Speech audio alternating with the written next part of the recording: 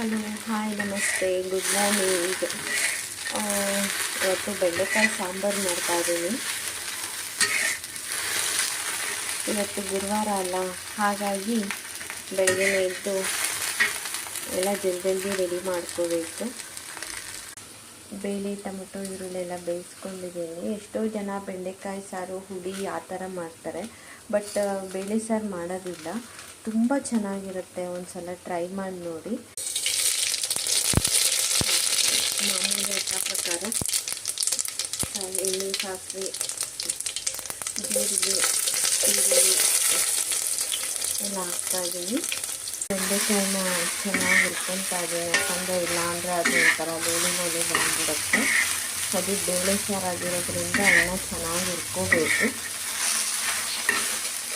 ಈರುಳ್ಳಿ ಕೆಂಪಾಗಿದೆ. ಕರ್ಬೇವಿನ ಸೊಪ್ಪೆಲ್ಲ ಹಾಕ್ಬೇಕಿತ್ತು, ಬಟ್ ಕರ್ಬೇವಿನ ಸೊಪ್ಪು ಇದ್ದಿದ್ದರಿಂದ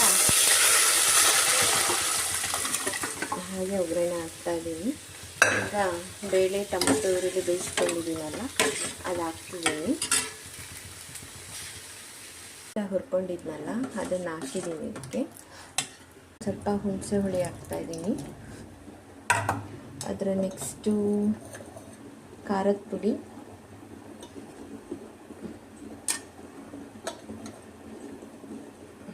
ಅದರ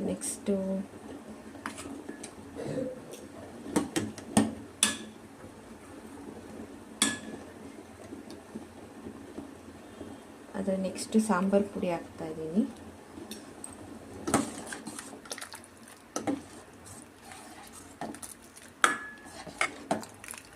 ತುಂಬ ಚೆನ್ನಾಗಿರುತ್ತೆ. ಒಂದ್ಸಲ ಟೇಸ್ಟ್ ಮಾಡಿ ನೋಡಿ. ಎಷ್ಟೋ ಜನ ಬೆಂಡೆಕಾಯಿ ಬೇಳೆ ಸಾರಪ್ಪ ಹೆಂಗಪ್ಪ ತಿನ್ನೋದು, ಅದೆಲ್ಲ ಥರ ಲೋಳೆ ಇರುತ್ತಲ್ಲ ಬೆಂಡೆಕಾಯಲ್ಲಿ ಅಂತ ಇದು ಮಾಡ್ತಾರೆ. ಬಟ್ ಆ ಥರ ಅಂದ್ಕೋಬೇಡಿ. ಒಂದು ಸಲ ಟ್ರೈ ಮಾಡಿ ನೋಡಿ, ತುಂಬ ಚೆನ್ನಾಗಿರುತ್ತೆ. ಈ ಕೊತ್ತಂಬರಿ ಸೊಪ್ಪು ಹಾಕ್ತಾಯಿದ್ದೀನಿ.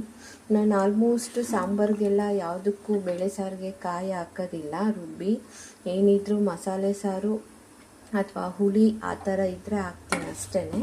ಬೇಳೆ ಸಾರಿಗಂತೂ ನಾನು ಕಾಯಿ ಉಪಯೋಗಿಸಲ್ಲ. ಹೀಗೆ ಅಂತಲ್ಲ, ಮುಂಚೆಯಿಂದನೂ ಅಷ್ಟೇ ಕಾಯಿ ಉಪಯೋಗಿಸಲ್ಲ. ಒಂದು ಸಲ ಟ್ರೈ ಮಾಡಿ ನೋಡಿರಿ. ಕಾಯಿ ತುಂಬ ಯೂಸ್ ಮಾಡೋರು ತುಂಬ ಚೆನ್ನಾಗಿರುತ್ತೆ, ಹೆಲ್ತಿಗೂ ಒಳ್ಳೆಯದು. ತಕ್ಕಷ್ಟು ಉಪ್ಪು. ಇದು ಗೋಕರ್ಣ ಉಪ್ಪು ಅಂತಾರೆ ಇದನ್ನು.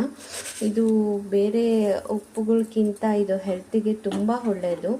ಎಲ್ಲ ಅಂಗಡಿಗಳಲ್ಲೂ ಸಿಗುತ್ತೆ. ನೀವು ಕೇಳುವಾಗ ಗೋಕರ್ಣ ಉಪ್ಪು ಕೊಡ್ರಿ ಅಂದರೆ ಅವ್ರು ಕೊಡ್ತಾರೆ. ನಮ್ಮಪ್ಪ ದತ್ತಾತ್ರೇಯರ ವಾರ, ಹಾಗಾಗಿ ಎಲ್ಲ ರೆಡಿ ಮಾಡಿದ್ದೀನಿ. ಇನ್ನು ದೀಪ ಹಚ್ಚಬೇಕು. ಗುರುವಾರಕ್ಕೆ ಹಬ್ಬ ರೆಡಿ. ನನ್ನ ವಿಡಿಯೋ ಇಷ್ಟ ಆಗಿದ್ದರೆ ಲೈಕ್